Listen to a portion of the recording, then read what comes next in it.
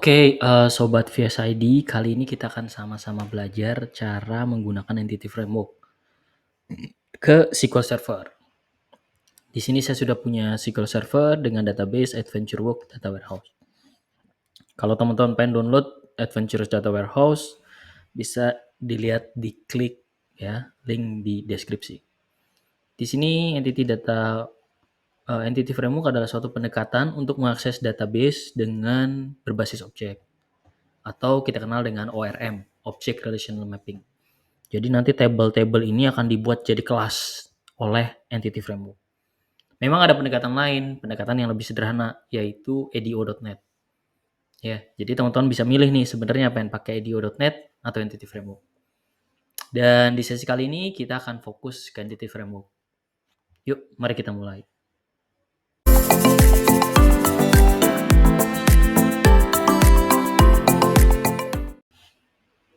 Nah, di sini saya akan membuat sebuah project baru. Projectnya itu Windows Form. Ya, jadi kita buat Windows Form di sini.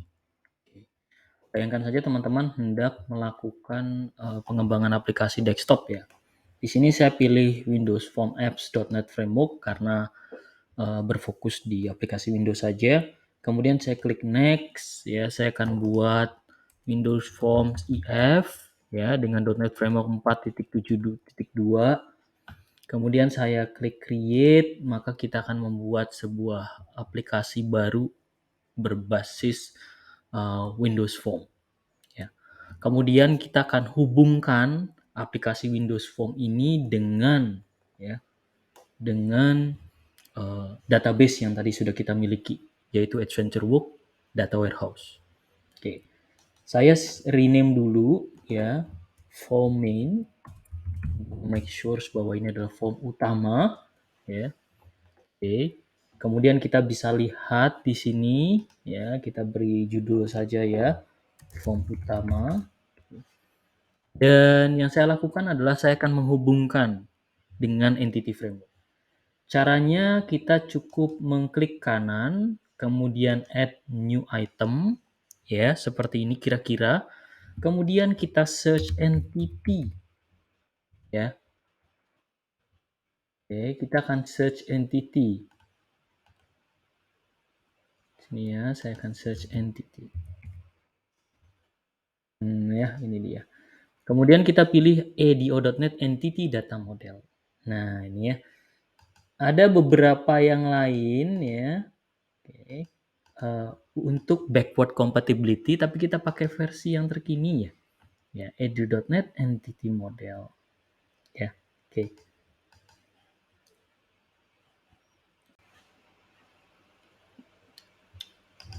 Begitu saya klik add, maka akan ada yang kita sebut dengan wizard ya, entity data model wizard. Kita akan ambil dari database ya.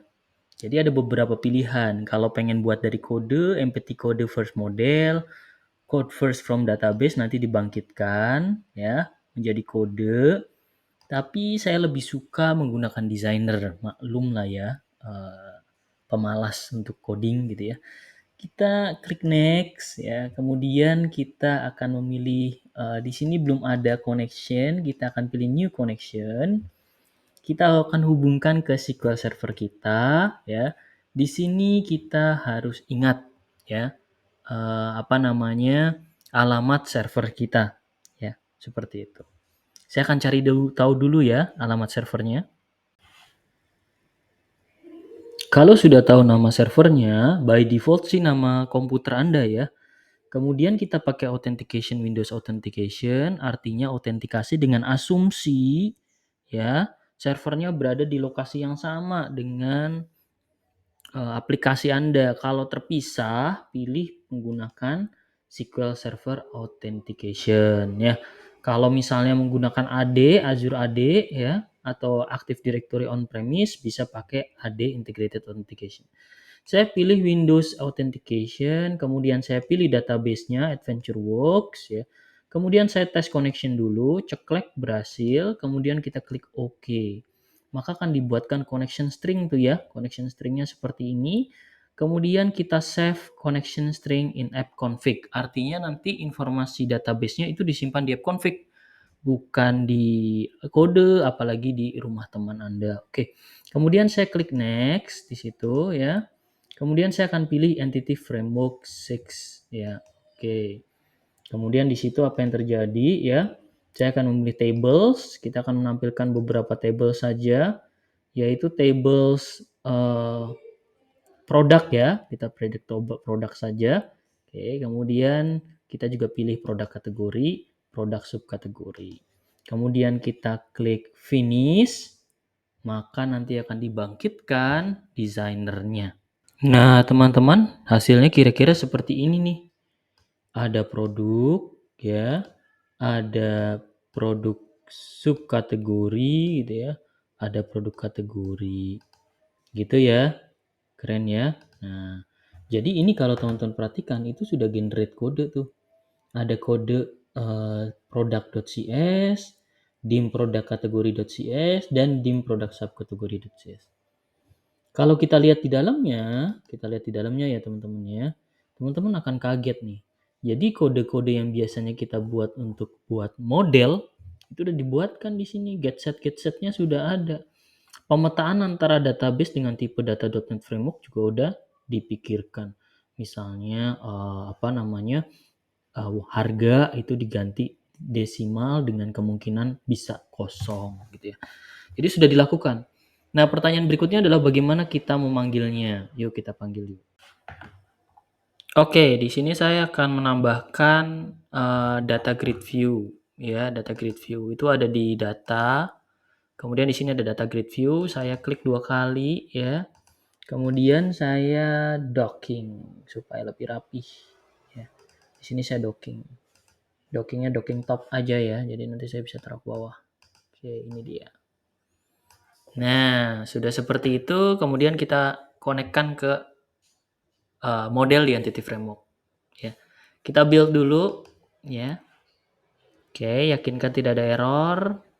Setelah itu baru kita tambahkan. Cara menambahkannya, kita akan masuk ke form load. Jadi pada saat form load, itu kita panggil kodenya.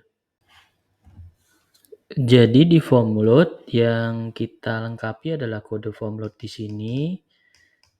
Konsepnya berorientasi objek, kita panggil entities dari database-nya, yaitu AdventureWorks Entities.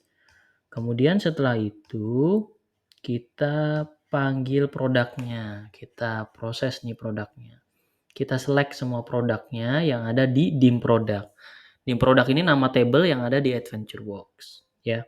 Kemudian kita tampilkan, ya, dan ini akan terus populate gitu ya, sebanyak jumlah produk, kemudian kita tampilkan di data source-nya data grid ya.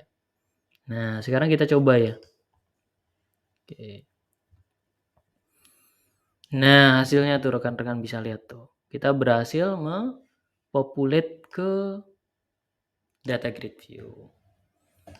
Demikian untuk sesi tutorial kali ini. Berikutnya kita akan mencoba tutorial untuk menyimpan, menghapus, dan mengedit. Sampai jumpa di tutorial selanjutnya.